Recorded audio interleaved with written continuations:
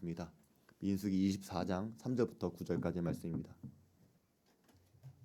그가 예언을 전하여 말하되 보올의 아들 발람이 말하며 눈을 감았던 자가 말하며 하나님의 말씀을 듣는 자 전능자의 환상을 보는 자 엎드려서 눈을 뜬 자가 말하기를 야곱이여 네 장막들이 이스라엘이여 네 거처들이 어찌 그리 아름다운고 그 벌어짐이 골짜기 같고 강가의 동산 같으며 여호와께서 심으신 침향목들 같고 물가의 백향목들 같도다.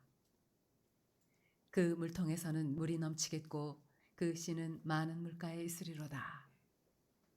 그의 왕이 악억보다 높으니 그의 나라가 흥왕하리로다. 하나님이 그를 애굽에서 인도하여 내셨으니 그 힘이 들소와 같도다. 그의 적국을 삼키고 그들의 뼈를 꺾으며 화살로 쏘아 꿰뚫으리로다. 꿇어앉고 누움이 수사자와 같고 암사자와도 같으니 일으킬 자 누구이랴. 너를 축복하는 자마다 복을 받을 것이요 너를 저주하는 자마다 저주를 받을지로다. 아멘. 모압 왕은 자기 영토 안에 들어와 있는 이스라엘 백성들을 보고 두려워했습니다. 이스라엘 백성들은 모압을 해칠 생각도 싸울 생각도 없었는데 모압 왕은 이런 하나님의 계획을 알지 못하니까 괜히 두려운 생각부터 들었다는 것입니다. 우리도 그렇습니다. 하나님께서 은혜의 선물로 보내주신 것도 우리가 깨닫지 못하면 근심과 걱정부터 하는 것입니다. 우리의 작은 생각 안에 갇히게 되면 하나님이 아니라 자꾸만 환경을 보게 됩니다. 그래서 모압 왕은 이런 자신의 고민을 해결하려고 당시에 유명한 무당이었던 발람을 불러서 이스라엘을 저주하려고 합니다. 오늘날도 미래에 대한 두려움 때문에 점쟁이를 찾아가거나 또 무당을 찾아다니는 사람들이 있습니다. 심지어 교회를 다니는 사람들 중에도 점을 보러 가거나 사주팔자를 보는 사람도 있습니다. 이 세상은 분명히 보이지 않는 영적인 싸움이 있지만 우리 그리스도인들은 하나님이 아닌 다른 곳에서 복을 구하는 사람들이 아닙니다. 다른 곳에서 더 많은 부와 더 많은 성공과 더 많은 명예를 준다고 하더라도 하나님이 없으면 아무것도 아닙니다. 오늘 성경은 하나님이 아닌 다른 곳에 아무리 돈을 쓰고 애를 써도 결국 아무것도 얻지 못한다는 것을 보여줄 것입니다. 이 세상은 결국 하나님의 주권과 섭리 아래 있음을 보여주는 것입니다. 모압 왕은 국경까지 나가서 발람을 지극히 환대해 주었습니다. 안 그래도 재물에 욕심이 많은 발람인데 왕이 귀하게 대접해 주겠다고 하니까 얼마나 좋았겠습니까? 심장도 막 두근두근대고 이거지 막 그러지 않았겠습니까? 입으로는 하나님이 내 입에 주신 대로 말할 것입니다 라고 말을 했는데 그 마음속으로는 벌써 돈을 벌 생각에 이스라엘을 저주할 생각을 하고 있었습니다. 발람이 발락에게 이르되 나를 위하여 여기 제단 7을 쌓고 거기 수송아지 7마리와 수양 7마리를 준비하소서 하매. 발람이 정말로 하나님이 내 입에 주신 대로 순종하겠습니다 라고 생각했다면 자기를 위해 제단을 쌓지 않았을 것입니다. 7개의 제단을 쌓고 제물을 준비한 것은 자기를 위한 것입니다. 뭘 하려고? 이스라엘을 저주하려고. 그러니까 이 사람은 입으로는 하나님을 말해도 하나님의 사람은 아닌 것입니다. 여기 나오는 7개의 제단, 7마리의 수송아지와 7마리의 수양도 마찬가지입니다. 성경에 7이라고 하는 숫자는 완전하다, 거룩하다 라고 하는 의미가 있으니까 이렇게 완벽한 7개의 제단과 7마리의 제물이 있으니까 하나님께서 받으실 만한 제사를 준비했다 라고 생각해서는 안 된다는 것입니다. 왜냐하면 성경에는 어디에도 하나님을 예배하려면 7개의 제단을 준비하고 여러 마리의 제물을 준비하라 그렇게 말하고 있지 않기 때문입니다. 하나님을 섬기는 제단은 단 하나의7개의 제단을 쌓았다는 것은 이 발람이 여러 신을 섬기는 무당이었다는 것을 보여주는 것입니다. 이것은 오늘날 우리 성도들에게도 말하는 바가 있습니다. 코로나가 시작이 되면서 온라인 예배가 일반적이 되어 버렸는데, 이런 온라인 예배가 보편적이 되기 전부터 학계에서는 우려가 많았습니다. 고신대학교 김대진 박사는 온라인 종교 시대의 인터넷 설교는 하나님과의 관계를 대체하는 온라인 종교로 변질되고 있다라고 말하기도 했습니다. 인터넷으로 손쉽게 설교의 말씀을 듣는 시대가 되어버리니까 사람들은 은혜를 받으려고, 복을 받으려고 여기저기 말씀들, 여기저기 교회들을 찾아다니게 되었다는 것입니다. 여기서 은혜를 못 받으면 설교를 듣다가 멈춰버리고 다른 교회, 다른 목사님, 아니면 내가 좋아하는 목사님들의 설교를 찾아서 검색을 합니다. 이런 행동은 단 하나의 제단으로 하나님을 예배하는 것이 아니라 7개의 제단을 쌓고 이 신을 찾을까? 이러면 저 신이 나에게 응답할까?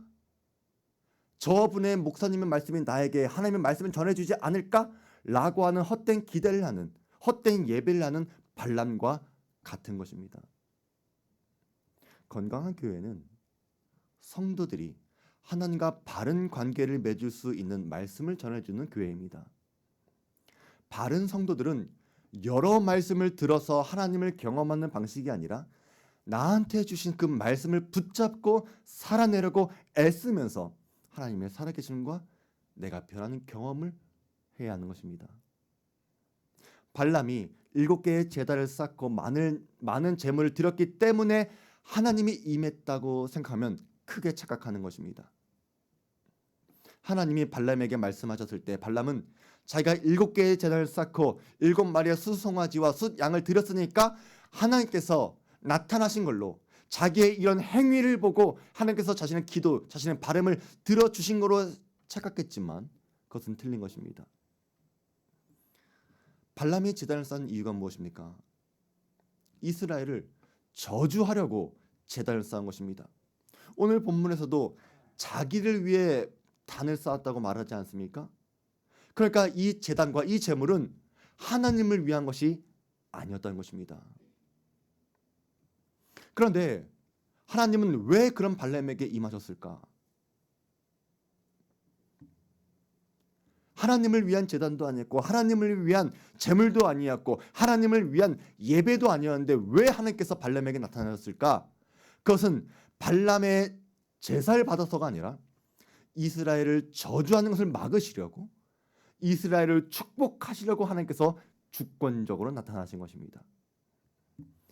하나님이 저주하지 않으신 자를 내가 어찌 저주하며 여호와께서 꾸짖지 않으신 자를 내가 어찌 꾸짖으랴. 내가 바위 위에서 그들을 보며 작은 산에서 그들을 바라보니 이 백성은 홀로 살 것이라. 그를 여러 민족 중에 하나로 여기지 않으리로다. 여기에 보면 홀로 살 것이다 라고 하는 말씀이 나오는데 이 말씀은 이스라엘 백성들이 외톨이가 될 것이다 이런 말이 아닙니다. 구별될 것이다, 다르게 살 것이다, 거룩하게 될 것이다 라고 하는 말입니다. 또 야곱의 티끌을 누가 능히 세며 이스라엘 4분의 1을 누가 능히 셀고 라고 하는 이 말도 창세기 13장에 나와 있는 내가 내 자손의 땅을 티끌 같게 하리니 사람이 땅의 티끌을 능히 셀 수 있을진데 내 자손도 세리라 라고 하는 이 말씀이 이루어진 것입니다. 이런 하나님의 응답을 경험한 발람은 굉장히 놀라운 고백을 합니다. 나는 의인의 죽음을 죽기 원하며 나의 종말이 그와 같기를 바라노라. 이 발람은 이방 사람입니다. 하나님을 예배하는 사람이 아닙니다. 이스라엘을 저주하려고 했던 사람입니다. 그런데 이 순간만큼은 하나님의 영광과 또 복을 받은 이스라엘의 모습을 보고 나니까 자기도 모르게 감동이 되어져서 의인처럼 이스라엘처럼 살기를, 또 그렇게 죽기를 소망하게 되었다는 것입니다. 저는 우리 성도들의 삶도 그러기 원합니다. 다른 사람들이 여러분의 삶을 본받고 싶어하고 여러분의 죽음을 담기 원하는 그 마음이 생겨나게 되기를 바랍니다. 이것은 하나님의 영광인 여러분과 함께하면 여러분이 그렇게 될 수 있을 것입니다. 하나님의 사람으로 살고 하나님의 사람으로 죽는 것이야말로 궁극적인 축복입니다. 그런데 모압 왕은 이런 말 듣자고 발람을 부른 게 아닙니다. 그래서 비스가 꼭대기에서 다시 한번 제단을 쌓고 거기서 저주해달라고 이야기합니다. 그런데 여기서는 더 놀라운 말씀을 듣게 됩니다.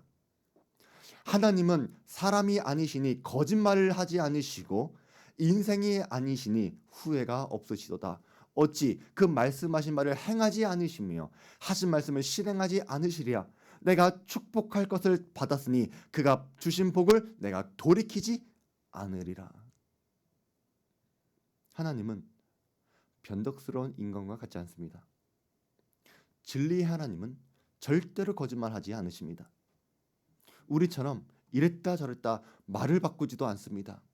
상황에 따라 하나님은 감정이 바뀌시는 분도 아니십니다. 하나님은 말씀하신 것을 온전히 지키는 방법으로 하나님의 살아계심과 하나님의 능력과 하나님의 영광을 우리에게 보여주시는 분이십니다. 그렇기 때문에 우리를 향한, 여러분을 향한 하나님의 축복은 절대로 변하지 않을 것이고 지금도 그 약속을 이루어 가십니다. 설사 이스라엘의 허물이 있더라도 반역이 있더라도 하나님의 뜻이 바뀌어지는 게 아니라는 것이 놀라운 것입니다. 야곱의 허물을 보지 않으시며 이스라엘의 반역을 보지 아니하신도다. 우리가 그동안 민수기 24장부터 쭉 이스라엘이 얼마나 잘못했는지, 얼마나 어리석은지, 얼마나 많은 불평과 얼마나 많은 악한 말을 하나님께 쏟아부었는지 잘 알고 있지 않습니까? 또 자신의 분노와 두려움을 해소하려고 얼마나 모세한테 쏟아부었습니까? 그런데 하나님은 그런 이스라엘의 허물과 반역 때문에 사랑하지 않으시는 그런 분이 아니라는 것입니다. 우리도 이스라엘 백성들처럼 참 많은 죄와 허물이 있습니다. 때로는 우리의 선택에 잘못된 선택을 할 때도 있습니다. 그런데도 주님은 우리의 모든 허다한 허물을 덮어 주신다는 분이십니다. 덮어 주시는 분이십니다. 저는 이것이 사람과의 관계에서도 적용되길 원합니다. 저는 우리 안에 있는 약점들, 아픔들 때문에 다른 사람들과의 관계가 깨어지는 경험을 하는 것이 아니라 우리의 부족함과 우리의 연약함을 덮어줄 수 있는 사랑을 경험하길 원합니다. 그래서 두 번째 예언의 결론은 이것입니다. 야곱을 해할 점술이 없고 이스라엘을 해할 복술이 없도다. 이것은 사도 바울이 한 말과 같습니다. 내가 확신하노니 사망이나 생명이나 천사들이나 권세자들이나 현재일이나 장래일이나 능력이나 높음이나 기쁨이나 다른 아무 피조물이라도 우리를 우리 주 그리스도 예수 안에 있는 하나님의 사랑에서 끊을 수 없으리라. 발람도 이스라엘을 저주하고 싶었습니다. 그런데 그가 이스라엘을 저주하지 않은 것은 그가 원하지 않아서가 아니라 할 수 없었기 때문입니다.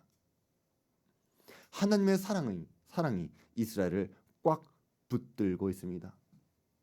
하나님의 사랑이 이스라엘을 꽉 붙들고 있는 것처럼 약하고 흔들리는 우리들도 꽉 잡고 계심을 믿어야 합니다. 누구도 하나님의 손에서 여러분을 빼앗을 수 없습니다. 그런데 모압 왕은 발람을 부른 것은 이스라엘을 축복하려고 부른 게 아닙니다. 이스라엘을 저주하고 불렀는데 자꾸만 축복하니까 차라리 아무 말도 하지 말라고 이야기합니다. 차라리 내버려 두라고. 그런데 그렇게 한다고 해서 발락이 갖고 있던 두려움이 해결이 됩니까? 아무 말 하지 말라고 해서? 그게 안 됩니다. 그래서 모압 왕은 또다시 어리석게도 세 번째 도전을 합니다. 이번에는 발람도 전략을 바꿉니다. 원래 자기도 이스라엘을 저주하려고 했는데 그 방법이 안 통하니까 방법을 다르게 바꿔보는 것입니다. 발람이 자기가 이스라엘을 축복하는 것을 여호와께서 선히 여기심을 보고 전과 같이 점수를 쓰지 아니하고 그의 낯을 광야로 향하여. 그러니까 내가 하는 일이 하나님께서 기뻐한다는 걸 아니까 이러면 안 되겠다라고 해서 예전에 써먹었던 그 점수를 그 방법을 쓰지 않겠다는 거예요. 그래서 어떻게 할까? 어떻게 할까? 어떻게 해야지 이스라엘 저주할 수 있을까? 그렇게 광야를 쳐다보고 있는데 재밌는 것은 이때 하나님께서 그에게 임하셔서 자기도 모르게 예언의 말이 흘러나왔다는 것입니다. 야곱이여 내 장막들이 이스라엘이여 내 거처들이 어찌 그리 아름다운고 그 벌어짐이 골짜기 같고 강가의 동산 같으며 여호와께서 심으신 침향목들 같고 물가의 백향목들 같도다. 그 물통에서는 물이 넘치겠고 그 씨는 많은 물가에 있으리로다. 그의 왕이 아각보다 높으니 그의 나라가 흥왕하리로다. 너를 축복하는 자마다 복을 받을 것이요 너를 저주하는 자마다 저주를 받을지로다. 이렇게까지 되니까 모압 왕은 발람을 해고해 버립니다. 자른 것입니다. 더 이상 발람의 입에서 이스라엘을 축복하는 것을 듣고 싶지 않았기 때문에 잘라버렸습니다. 모압 왕이 하나님의 백성들을 어떻게든 넘어보려고 했는데 이제는 도저히 방법이 없다는 것을 깨닫게 된 것입니다. 그래서 우리는 이 발람의 이야기를 통해서 배워야 하는 교훈이 있습니다. 이번에 일어나는 일도 이스라엘은 모르는 일입니다. 이스라엘은 그냥 모압 평지에서 진을 치고 있을 뿐이었습니다. 그냥 길이 막혔으니까 길이 열릴 때까지 기다리기만 한 것입니다. 발락이 발람을 초대했는지 또 발람이 저주하려다가 오히려 축복의 말을 했는지 그런 것도 다 몰랐습니다. 우리 인생도 그렇습니다. 우리가 알 수 있는 것은 극히 제한적인 것만 알 뿐입니다. 욥도 그랬습니다. 욥은 왜 자기가 고난당하는지 그 이유를 알지 못했습니다. 욥의 고난은 욥의 행동 때문에 오는 고난이 아니라 천상에서 결정되어진 거기 때문입니다. 단지 그가 알 수 있는 것은 내가 지금 현실에서 고난받고 있다 이것만 알 뿐이었습니다. 그래서 고난의 이유도 몰랐고 고난의 의미도 몰랐고 하나님께서 자신을 얼마나 믿어주셨는지 그 영광스러움도 알지 못했습니다. 근데 바로 이 점이 하나님의 복을 받은 사람과 그렇지 않은 사람들이 구별이 되는 것입니다. 하나님을 믿지 않는 사람들, 하나님을 모르는 사람들, 세상에 있는 사람들은 미래의 두려움 때문에 아주 많은 비용을 지불하고 시간을 투자하고 또 나중에 더 잘 되면 더 많은 비용을 약속하기도 합니다. 그런데 그렇게 해서 얻는 게 아무것도 없다는 것만 알게 될 것입니다. 그게 모압 왕 발락의 이야기입니다. 세상은 거짓 신들은 항상 이런 식입니다.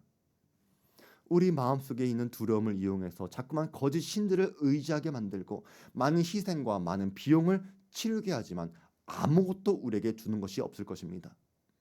뭔가 되는 것처럼 보여지는 것도 결국은 여러분이 하나님으로부터 멀어지게 만드는 마귀의 함정인 것입니다.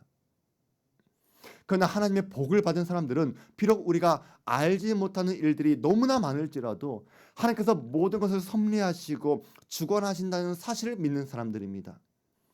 여전히 미래는 우리가 알 수 없고 지금 일어나고 있는 일도 우리가 알 수 없지만 우리가 다 알기 때문에 평안한 것이 아니라 아무것도 몰라도 하나님이 우리를 지키시고 보호하실 것을 믿기 때문에 평안한 것입니다.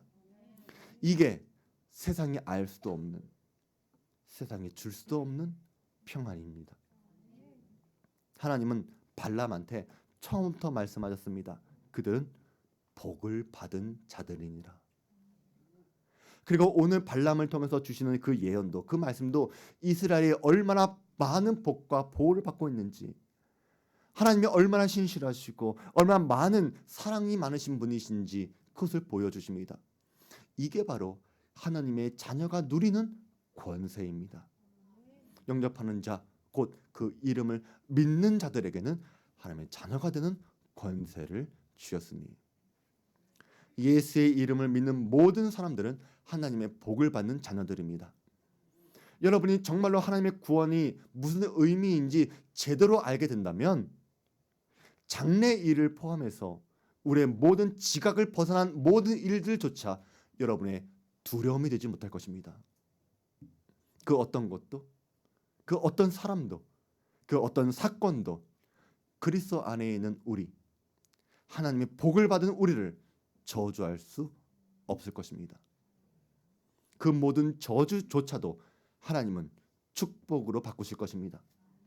질병도, 사업의 실패도, 직업을 잃어버린 것도, 실패한 결혼도, 심지어 죽음조차도 우리에게 저주가 되는 일은 없을 것입니다.